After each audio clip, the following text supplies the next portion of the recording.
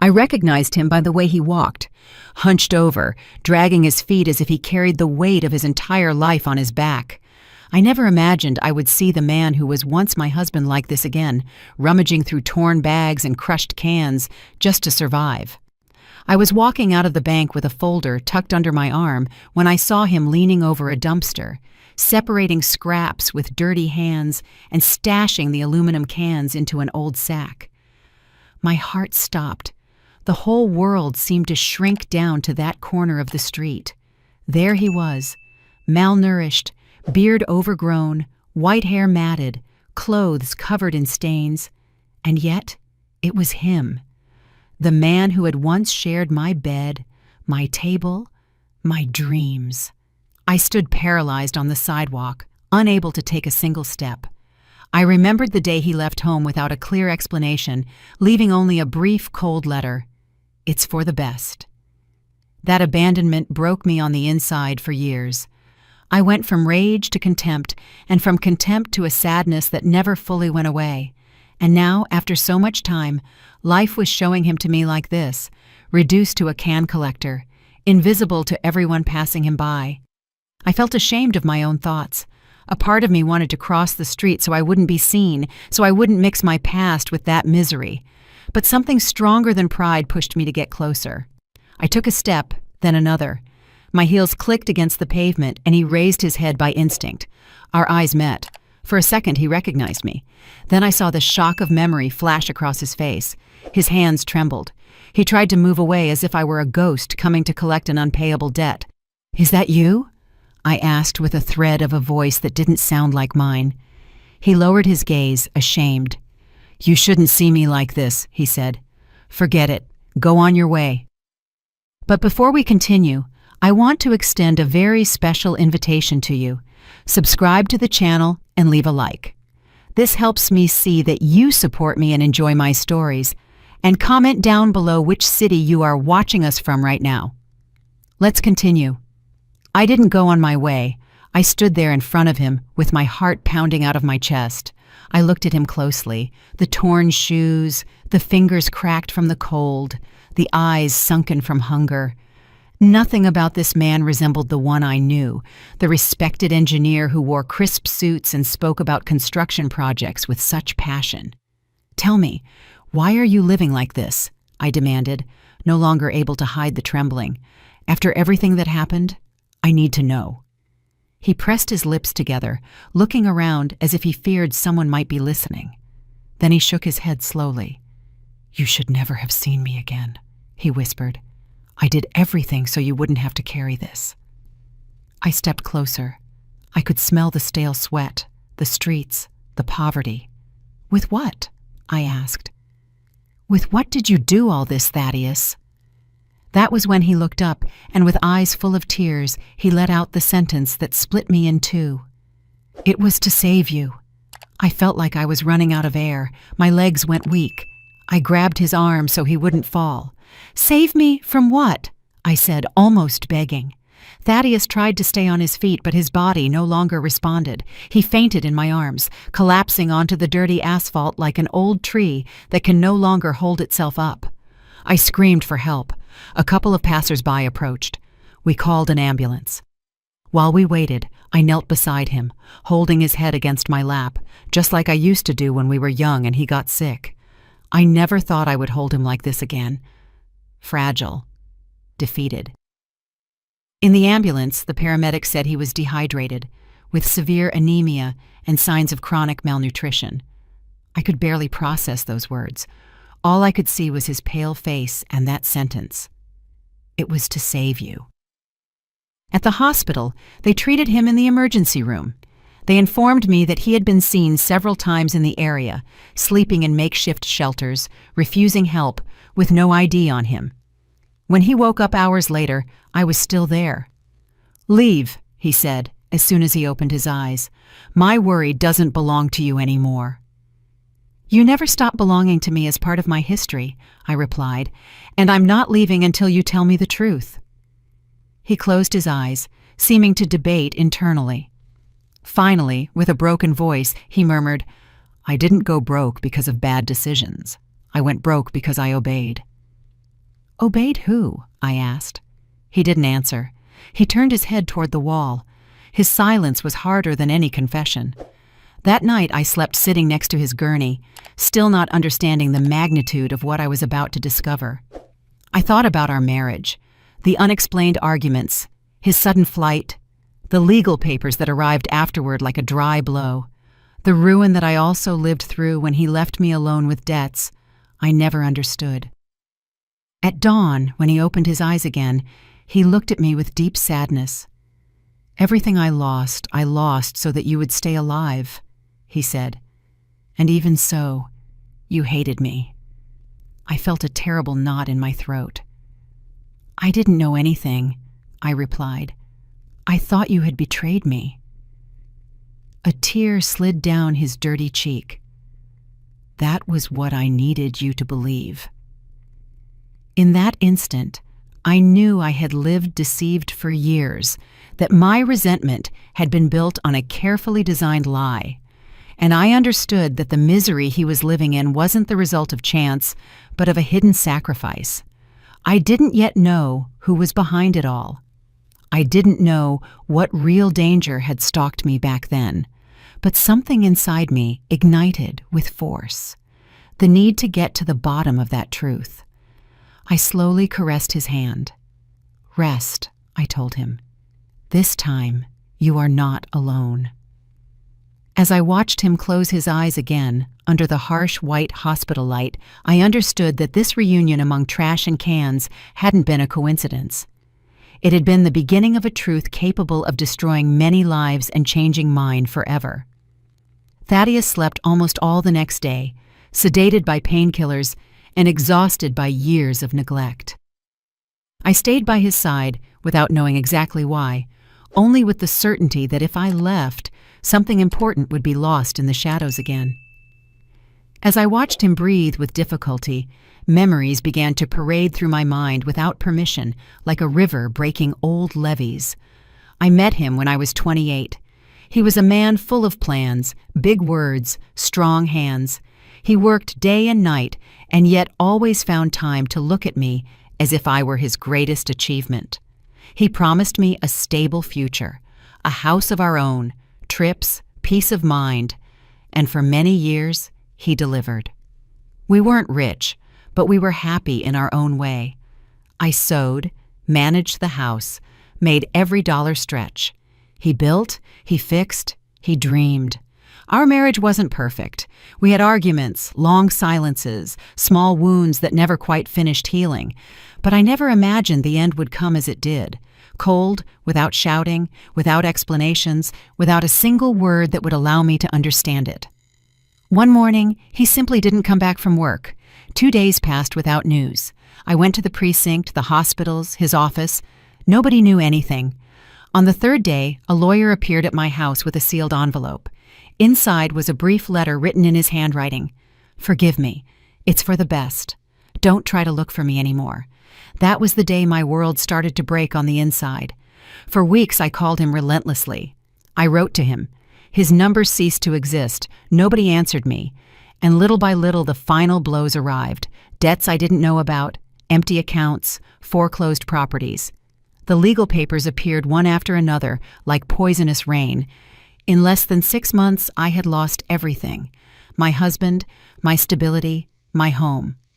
I was forced to move into a small room and start over at 47 years old. Many looked at me with pity, others with suspicion. Some even blamed me for his abandonment. "You must have done something," they said. I let them talk because I didn't even understand myself. For years I hated him. I hated him for leaving without explanations, for leaving me alone with the shame, with the creditors, with the memories. I hated him for not fighting, for not showing his face, for disappearing as if our life together had been a mistake that needed to be erased. That night, sitting next to his hospital bed, that hate began to crack for the first time. When he woke up again, I asked the nurses to leave us alone. I closed the door carefully. Thaddeus looked at me with exhaustion. His eyes were no longer the ones from before. They were broken by something deeper than poverty. "Tell me everything," I told him bluntly. "Don't lie to me anymore. It makes no sense now." He kept silent for a long time. His breathing was heavy. Finally, he spoke. "The day I disappeared, that same day, I was supposed to die." I felt like my chest was exploding. "How can you say that?" I whispered. "Because that was what I was ordered to do," he replied. "And I chose something else." I looked at him without understanding. "Who gave you that order?" He swallowed hard. "Dangerous people, Vernay. Very dangerous people." Everything in his face was truth. Not the truth that screams, but the kind that weighs heavy. "I was accused of fraud I didn't commit," he continued. "A project where I only signed documents they forced me to sign. When I wanted to report it, they showed me false evidence, bought witnesses, and a photograph of you coming out of our building." I felt a chill. "They told me that if I spoke, if I tried to clear my name, you would pay the price." The words went through me like knives. "And that's why you ran?" I asked with a thin voice. "I didn't run," he replied bitterly. "I erased myself." He told me then that he accepted taking the blame for a guilt that wasn't his. He signed agreements, handed over assets, let our accounts be emptied so the story would seem credible, so no one would doubt his fall, so those men wouldn't look at me again. "You had to hate me," he said. "It was the only way you wouldn't suspect anything." I cried in silence, squeezing my hands together so I wouldn't break into pieces. "All these years, everything I suffered was to protect me?" I asked. "To save your life," he replied. I covered my mouth with my hand. I felt 40 years of resentment crumbling all at once, leaving only a painful void. "And why didn't you ever come back?" I whispered. "Because they kept watching," he said. "Every time I tried to get close, someone reminded me that you were still alive only because I was complying." I understood then his misery not as a consequence, but as an imposed condition. That night I didn't sleep. I walked through the hospital corridors aimlessly, my mind full of new images rewriting my entire history, my hate, my abandonment, my ruin. It had all been part of the same operation of control. The next morning, I returned to his bed with a different determination. "You know I can't unhear this now," I told him. "I'm not the scared woman I was before." He looked at me with worry. "Don't dig up the past," he begged. "The past kills." "Silence does too," I replied. "And I've kept silent for too many years." He tried to sit up. "If I talk, if you talk, they will come."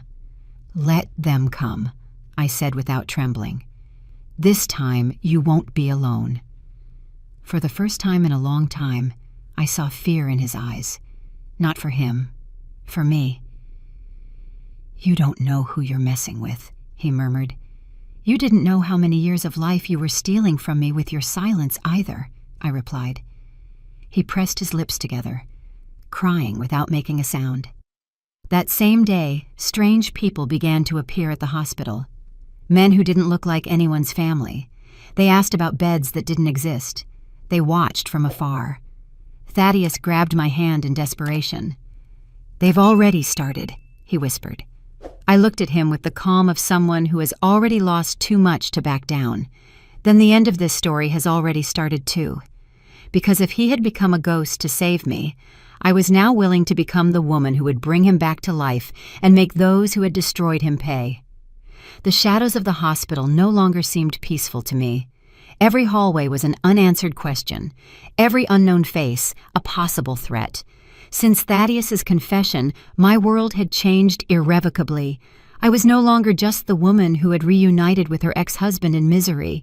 Now I was a piece in a story of fear, of invisible men, of silences bought with ruin. That night, while he slept, I went back to the waiting room with my head burning. I thought about everything I had lived through after his disappearance. The debts that drowned me, the shame of asking for help, the looks from those who believed I had been abandoned through my own fault. Every memory now acquired a new, dark shade. It had all been a stage play to protect me, and I had been the only one who didn't know. At dawn, I went back to his room. Thaddeus woke up with difficulty. I brought him some water. He looked at me as if he feared I wasn't there anymore, as if he thought his truth had scared me away. "I'm still here," I told him. He nodded with relief. We remained in silence for a few seconds until I was the one who broke the ice. "I want the names," I said. "It's not enough to understand the past anymore. I need to know who destroyed you." He closed his eyes. His hand gripped the sheet tightly. "Not all names are said out loud," he replied. "Some are pronounced only once and then cost you your life." "Mine was already in danger without me knowing it," I answered. "You won't have to carry this alone again." He took a deep breath. "It all started with a big project," he said, "a multi-million-dollar public works contract. I was just the technical lead, nothing more. But the contracts were full of traps, ghost companies, inflated invoices, diversion of funds. When I discovered it, I thought I should report it."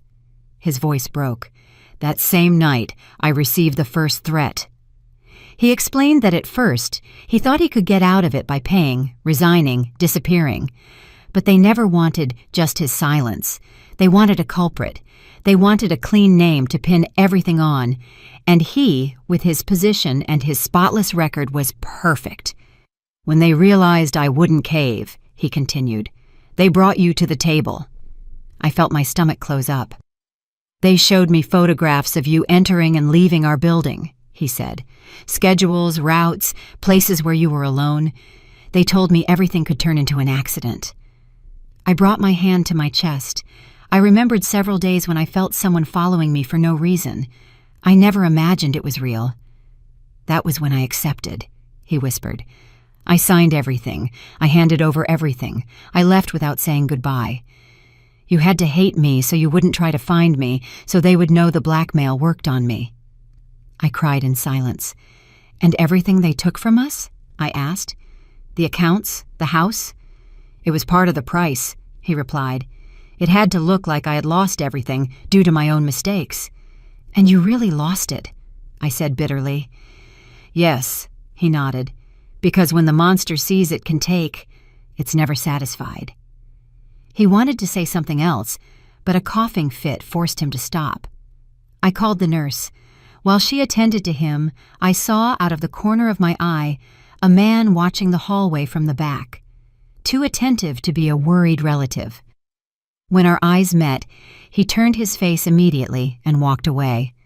The fear returned like a cold wave. That same afternoon, a doctor came to speak with me in private. He explained that Thaddeus needed more tests, that his condition was serious but stable. Before leaving, he lowered his voice. "Be careful with the visitors," he warned me.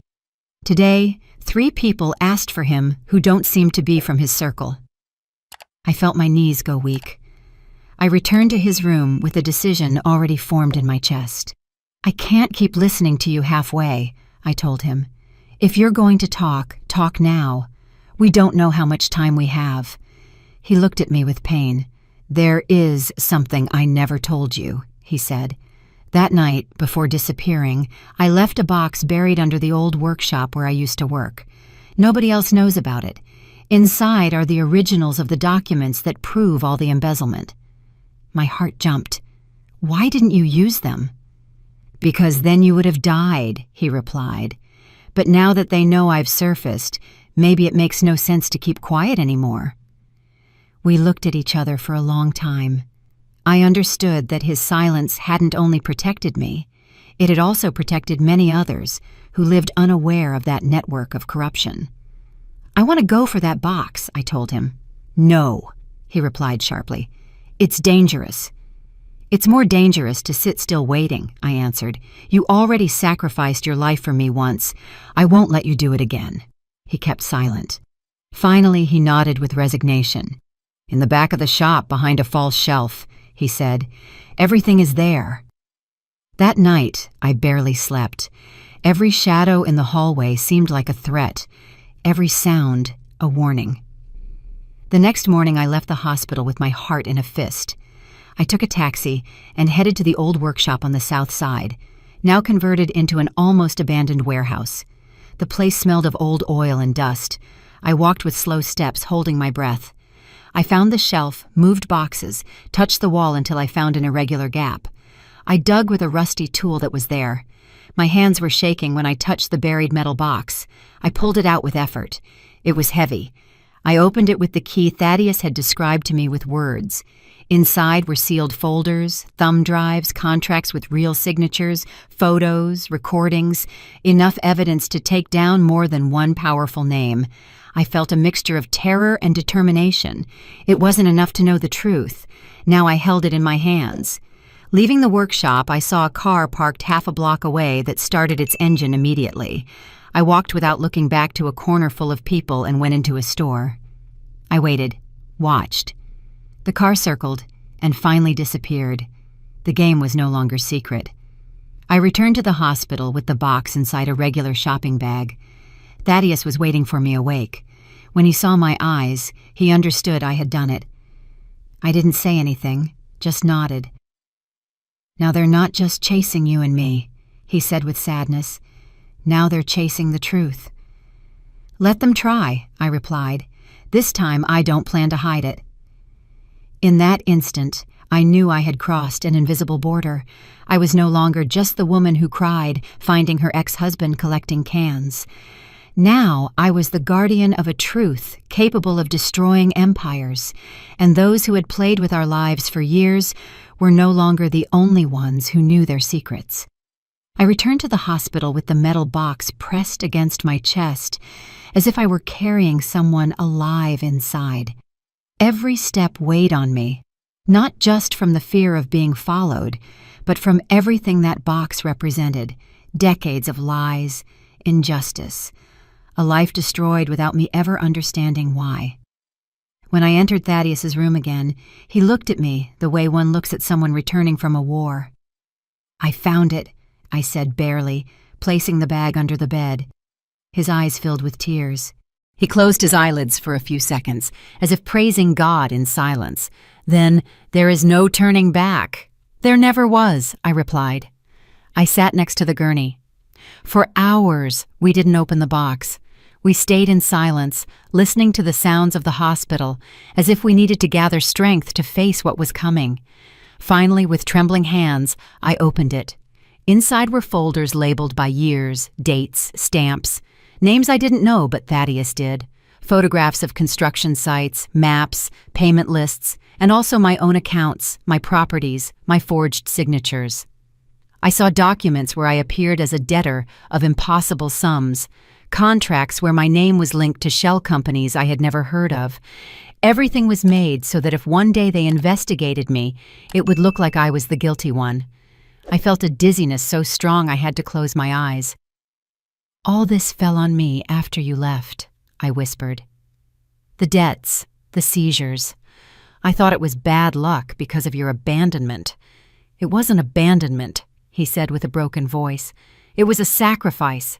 And even so, it wasn't enough to protect you completely." The images began to unleash buried memories.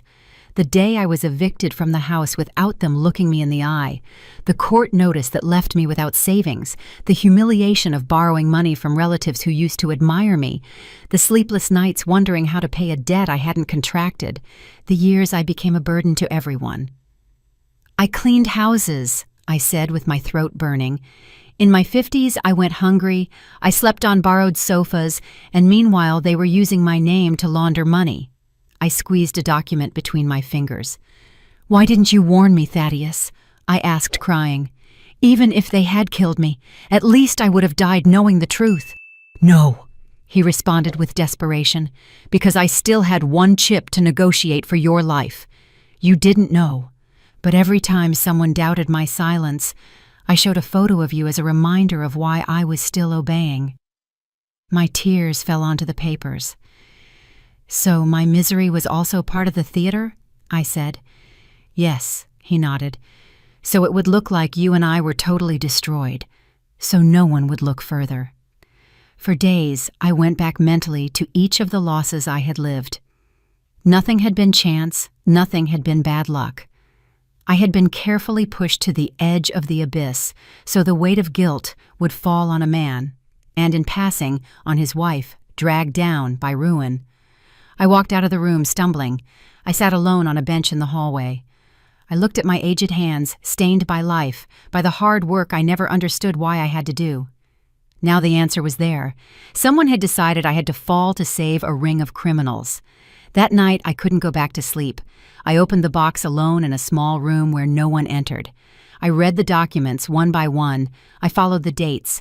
I discovered names I had heard on the news, surnames linked to big corporations, to politicians, to respectable men. I, without knowing it, had been used as a screen for a gigantic corruption network. And they hadn't just stolen Thaddeus's life, they had stolen mine, too. At dawn, I went back to his room. I know everything I lost, I told him. Now I want to know who took it from me. He pressed his lips together. If we go to the end, there will be no forgiveness, he said. Only judicial blood. Many will fall. I don't want blind revenge, I replied. I want justice with names and surnames. He looked at me with a mix of pride and fear. That justice kills slowly. I died slowly for years too, I said without trembling. Now it's their turn to fall without masks. From that day on, I stopped being just a woman wounded by the past. I began to secretly call the same people who had previously closed doors on me. Banks, courts, old partners. I used the documents in the box as a key. Where before they denied me entry, now they listened in silence. I saw how the gears began to move. Some told me it was impossible, others that it was too late, a few that it was dangerous. I know, I always replied, but danger chased me all my life without me choosing it. Now I choose it. Thaddeus got worse during those days. His body could no longer resist the burden of so many years of neglect. I watched him sleep and thought that perhaps he wouldn't live to see the end of it all. And that idea squeezed my soul. One afternoon, with a weak voice, he took my hand. "If I don't get to see them fall," he whispered, "promise me you won't stop." "I promise," I replied with tears. "This time, no one will silence us again." Outside the hospital, new faces began to appear. Men in suits, dark sedans, voiceless calls, veiled warnings. I knew the pieces on the other side of the board were moving too, but I wasn't alone anymore. I wasn't the deceived woman from the past. Now I was the woman who had discovered why her life had been stolen. And when a woman understands why she fell, she becomes much more dangerous than before she fell, because she no longer fights just to survive. She fights to recover every year they took from her. And I had just begun. The hospital room was in semi-darkness when I returned after another day of calls, appointments, and uncomfortable silences. Thaddeus slept restlessly. His chest rose and fell with difficulty, as if every breath dragged an invisible weight. I sat next to him with the metal box still resonating in my memory.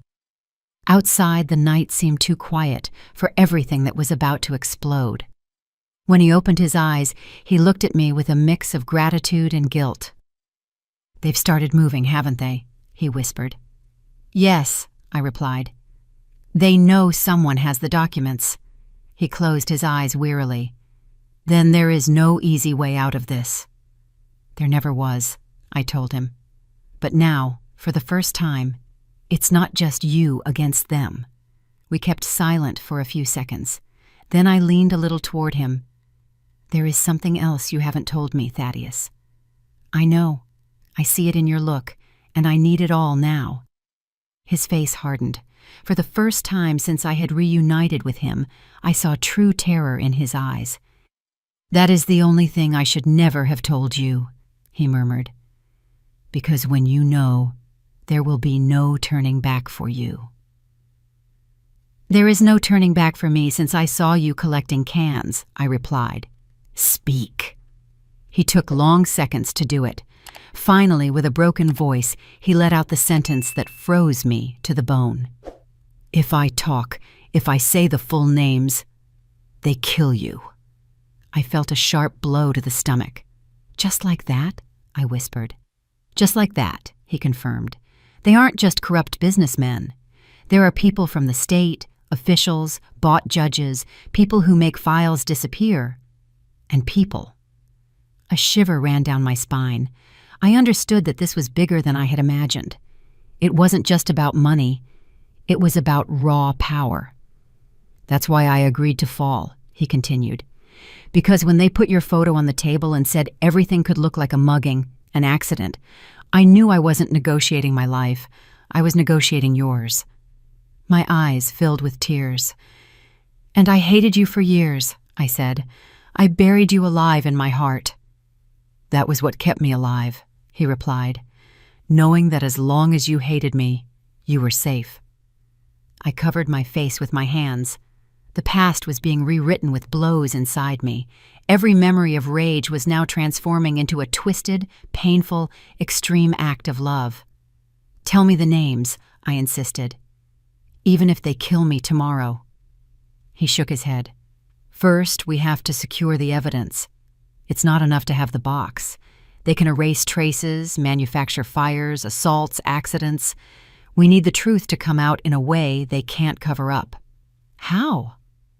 With the press, with clean prosecutors, with international witnesses if necessary.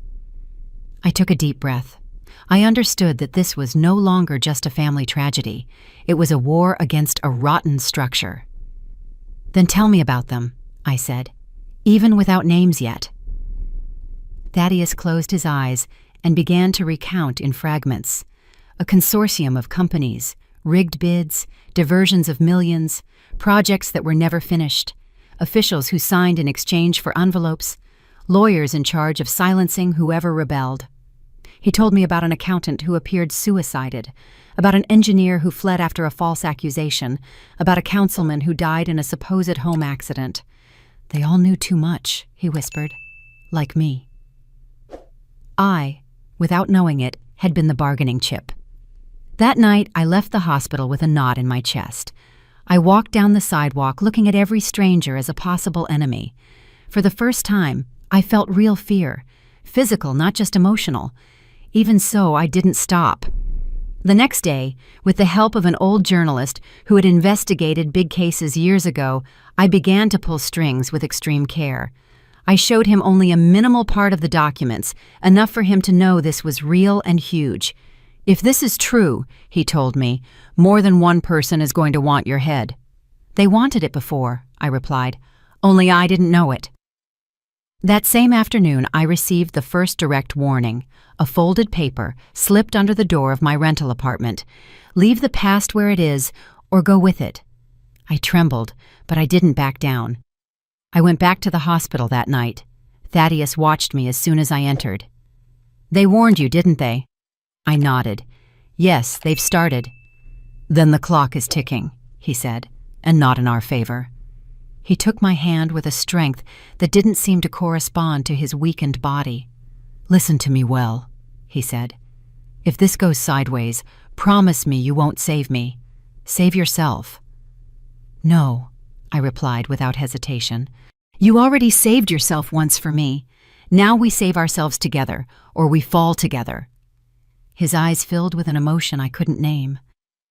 That stubbornness was always your greatest virtue and your greatest danger. I smiled for the first time in days. In that moment, I understood something with brutal clarity. They had bet on my fear, on my silence, on my fragility. But I was no longer the woman who cleaned houses believing life had punished her without reason. Now I knew why they had destroyed me, and I knew exactly who I was fighting against. Before continuing, tell me here in the comments what you think of this story so far, and what you would do in my place. Don't leave the video because what comes next will give you goosebumps. That same night, I made a definitive decision. I wasn't just going to clear Thaddeus's name. I was going to expose the entire network that had stolen his life and mine, even if that path cost me my peace, even if it cost me my old age and tranquility, even if it cost me my life. Because it wasn't just about justice anymore. It was about ensuring a man's sacrifice didn't stay buried among cans and trash. And I was willing to make those who thought they could play God with our lives tremble. The journalist I had turned to agreed to meet me in a discreet cafe, far from the hospital, far from my house, far from everything that could give us away. I took with me only a minimal folder from the metal box. I couldn't risk it all. In our first meeting, he arrived with a worn notebook and the eyes of someone who has seen too many truths and knows the price paid for telling them. "Tell me why I should put my life at risk at 70 years old," he said bluntly. I opened the folder. I let him see just 2 documents: an impossible transfer, a bid with rigged signatures. The color drained from his face. This is dynamite," he murmured. "Where did you get this?" "From a man they forced to disappear to save me." He asked no more questions. He knew the answers didn't fit in that cafe. That same afternoon, I warned Thaddeus that the process had begun. I noticed him paler than ever. The illness was devouring him from the inside with cruel slowness. "Then there is no return," he whispered. "There never was." That night, while the city slept, the first direct blow arrived. The journalist called me, his voice altered. "They ransacked my office," he said. "They didn't take anything of value, only files, and someone left a note on my desk." I swallowed hard. "What did it say?" "We only warn once." I felt an ancient cold run down my spine. I knew it with frightening clarity. They were watching us very closely.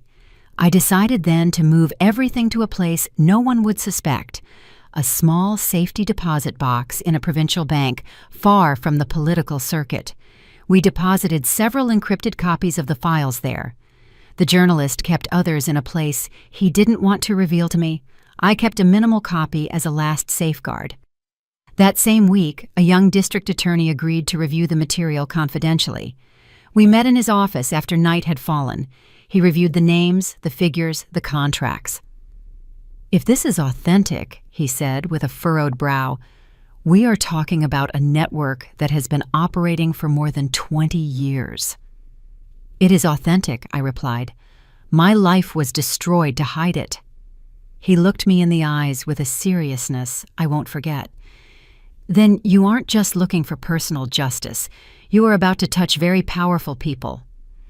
"They touched first." The DA nodded. "I'm going to protect this file as if it were my own family." I left there shaking, not from fear, from vertigo. But the enemy didn't sleep. 2 nights later, upon returning to my rental house, I found the door slightly ajar. Everything was turned over, drawers open, photographs scattered on the floor.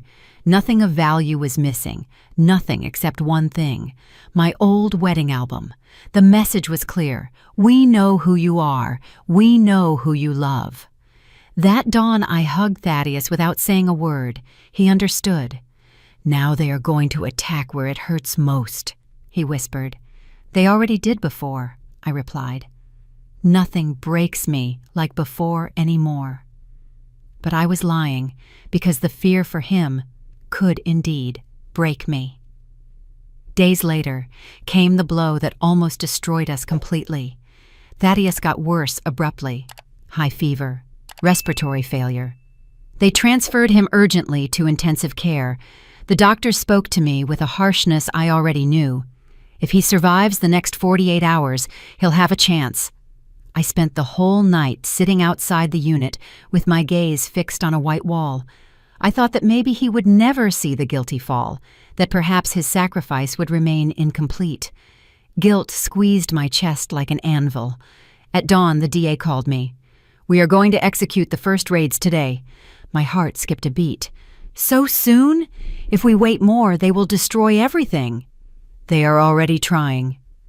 The following hours were a slow nightmare. Fragmented news, short calls, simultaneous operations, offices raided, servers seized, respectable businessmen summoned urgently. Mid-afternoon, the journalist sent me a single message: "This is going to explode." And it exploded. The first public victims of the network began to fall that same night. A consortium president detained, a fugitive manager, an ex-official handed over by his own political party to save face. The entire country began to murmur, but the enemy also counterattacked. Leaving the hospital, a man tried to push me into the street with an accident that was too perfect. An orderly saved me, tripping at the right moment and making me fall backward. The car passed by, grazing me. I knew I had no margin for error anymore. That night I sat next to Thaddeus's bed, still unconscious. I spoke to him as if he could hear me. "They can't hide anymore," I told him. "Everything is starting to fall. Don't give up now." A silent tear ran down my cheek. At the next dawn, he opened his eyes. "Are they still alive?" he asked, with a voice barely audible. "Very alive and very nervous." He tried to smile. "Then it was worth it." I took his hand tightly. "It's not over yet."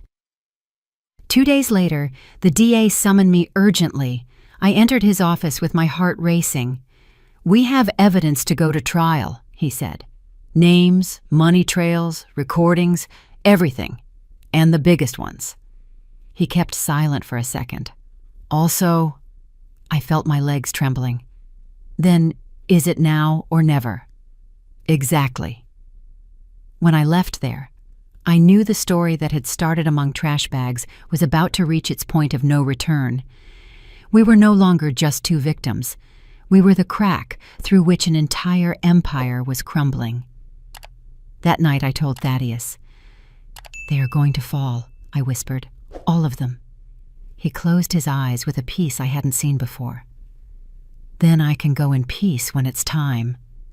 "Don't talk like that," I asked him. "Someone has to pay for the silences of the righteous too," he replied. I understood then that the file hadn't just changed the history of a country. It had changed the destiny of a man who agreed to lose everything so I would keep breathing. And now, for the first time, his truth was about to be written with letters no one could erase. The first name appeared on the news on a Tuesday at dawn. I was sitting next to Thaddeus's bed when the anchor pronounced with a solemn voice the name of a businessman everyone admired. I saw him on the screen in handcuffs, his face covered by a trembling hand. I felt a shudder run through my body. It wasn't joy, it was vertigo. The truth had just crossed the threshold of secrecy to become public. "It started," I whispered. Thaddeus opened his eyes with difficulty and looked at the screen. "I never thought I would live to see this," he said with a thread of a voice. That same day, the second and the third fell. Raids in different parts of the city, servers seized, offices closed with police tape. The network began to unravel before everyone's eyes. The same men who for years walked escorted by power now lowered their heads in front of the cameras. But none of that was clean or tidy. Every fall brought with it a counterattack. Anonymous calls to the hospital, unknown people stopping at the door longer than necessary. A note slipped under Thaddeus's wheelchair that said, "This isn't over yet." The DA summoned me urgently 2 days later. "We need your formal testimony," he told me, not as his ex-wife, but as the main custodian of the documentation. I felt a huge weight fall on my shoulders. "Is it safe?" "At this point, nothing is," he replied. "But without your testimony, some will try to negotiate their exit." I accepted. The day of my statement, the courthouse was surrounded by press. Entering, I felt every look go through me like a dart. Me, a 67-year-old woman who for so long was invisible, was now the key piece of a process shaking half the country. Inside the room were them, some with impeccable suits, others with broken dignity. I recognized 2 of the names Thaddeus had told me in whispers at the hospital. I felt a cold tremor in my hands, but I didn't stop. The DA began to name dates, figures, contracts. Then he called me to the stand. "Do you recognize these documents?" he asked, showing me a folder. "Yes," I replied. "For years I thought they were the cause of my ruin. Today I know they were the mechanism of their crime." A murmur ran through the room. "Can you explain how they came into your possession?" I took a deep breath and told everything. The workshop, the buried box, Thaddeus's confession, the evidence, the threats, the persecution. I omitted nothing. Every word was a slab falling on those men who for decades played at moving lives like expendable pieces. One of them stood up suddenly and pointed at me with rage. "This woman is lying," he shouted. "She is manipulated by a criminal." The judge ordered silence. "That woman," he said, looking at everyone severely, "is the reason we are here today, and you gentlemen are the reason she lived marked by ruin." I felt my knees give way. The DA held my arm so I could sit down. Hours later, when the hearing ended, there were no doubts left. The evidence was overwhelming. Several pre-trial detentions were signed that same day. Some tried to negotiate, others declared themselves victims, 2 asked for protection, fearing reprisals. The castle of power was crumbling from within. I returned to the hospital with my heart overflowing. Thaddeus was waiting for me awake. "Did they fall?" he asked. "Yes," I replied with tears. "They started to fall." He closed his eyes and smiled with a peace that hurt me. "Then I can rest a little." "Don't you dare give up now," I told him, squeezing his hand. "The most important part is still missing." "What is missing?" "Clearing your name," I replied. 3 days later, the news broke that closed the circle. A high-level official, until then untouchable, was detained trying to leave the country with false papers. On his computer, they found direct records of the illegal operations, and among them, Thaddeus's name appeared as the main scapegoat, with clear instructions to sustain the fall to protect the top. The DA came in person to the hospital. "Mr. Thaddeus," he said solemnly, "officially you are exonerated of all charges. Your name has been cleared before justice." Thaddeus looked at me without understanding. "That means you were the victim of criminal extortion," the DA completed, "and that your sacrifice allowed the dismantling of one of the biggest networks in the country." Thaddeus began to cry in silence. I hugged him carefully so as not to hurt him. "We did it," I whispered after so many years. "We did it. But justice always comes with a price." That same early morning, his condition worsened without warning. Internal bleeding, alarms, doctors running. I stayed outside the emergency room with my hands glued to my chest, begging a God I hadn't dared speak to for years. Endless hours passed. When the doctor finally came out, his face said it all. "We did what was possible," he murmured, but his body was very weakened. I felt the world split in two. I entered the room with crooked steps. Thaddeus was there, connected to machines with his eyes closed. I approached and took his hand. "You took the truth with you until the end," I whispered. "And now everyone knows it." He opened his eyes for the last time. He looked at me with a love I will never forget. "It was worth it," he said barely. "You are alive, and they won't hate you because of me anymore." A silent tear rolled down his cheek. "I never hated you," I lied, so he could leave in peace. He died with a small smile on his lips. His death was minor news compared to the scandal shaking the country, but for me, it was an earthquake. I mourned him in silence, away from cameras, away from speeches. Just me, his truth, and the weight of all the stolen years. Days later, when I buried Thaddeus, one of the prosecutors approached me. "There will be financial reparations," he told me, "and a public apology for his case." I looked at him wearily. "None of that will return the years he lost," I replied, "but maybe it will prevent others from losing them." That night, I returned alone to my house. I turned on a small light and sat on the bed without strength. The network had fallen. The guilty were in prison or running. The truth was written in all the newspapers. Justice had arrived. But the love that had sustained all that was no longer there. Even so, I understood something that shook me. The revenge I had sought wasn't to see them humiliated, but to see the truth standing, and that revenge was already fulfilled. The day after the funeral dawned with a gray, thick sky, as if the world were also in mourning. I woke up in my empty house with a silence that was no longer a threat, but an absence. For years I had lived accompanied by the noise of resentment, of fear, of doubt. Now all that had ended, and with it, Thaddeus had also ended. I sat on the bed looking at my hands, waiting to feel something clear: pain, relief, rage. But there was only a slow and heavy mixture of everything. I went out to walk aimlessly. The city was still alive, indifferent to the man who had died to save me. People rushing, children going to school, vendors shouting offers. Nobody knew that under my ribs beat a terrible and silent history. Nobody knew what it had cost to clear a name destroyed by corruption. That same day, I was summoned by the district attorney's office to close pending matters. In a somber room, the DA, a secretary, and a state representative were waiting for me. They offered me coffee, which I rejected. "Ma'am," said the DA, "the case has been officially closed. All the main implications have been processed, some already convicted, others awaiting sentencing." I nodded in silence. "Furthermore," he continued, "the state has determined financial reparation for the damages caused during all these years. There will also be a public act of recognition for the injustice committed against you and your ex-husband." I felt a knot in my throat.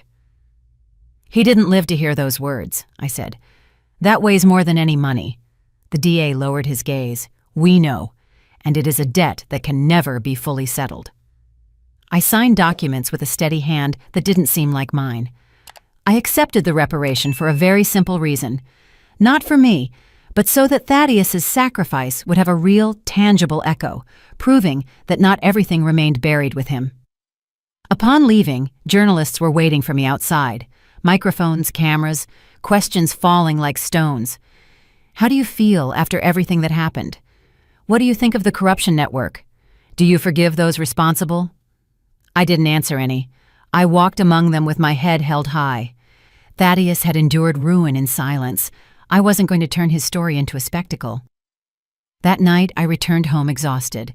On the table, a white envelope without a sender was waiting for me. I opened it with an unease that still hadn't fully left me. Inside was a folded sheet with a single handwritten sentence: "He won, and so did you."